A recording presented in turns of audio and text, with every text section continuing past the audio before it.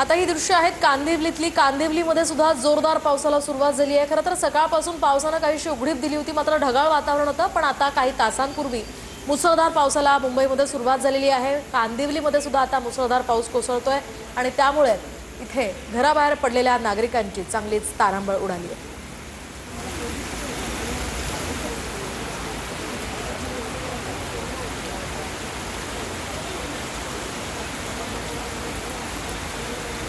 तर आपण सध्या पाहतोय कांदिवलीमधली ही दृश्य आहे। कांदिवलीमध्ये सध्या मुसळधार पाऊस सुरू आहे आणि मुसळधार पाऊस सुरू असल्यामुळे काहीसा परिणाम त्याचा लोकल सेवेवर सुद्धा होतोय।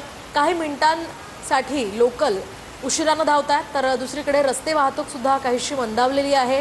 पाऊस सुरू असल्यामुळे वाहन चालक सुद्धा काळजी घेऊनच वाहन चालवतात। एकूणच काही ठिकाणी पाणी साचलेलं आहे, त्यामुळे इथे प्रशासनाच्या वतीने सुद्धा त्या पाण्याचा निचरा करण्यासाठी प्रयत्न केले जात आहेत। कांदिवलीतली ही दृश्य आपण पाहतोय।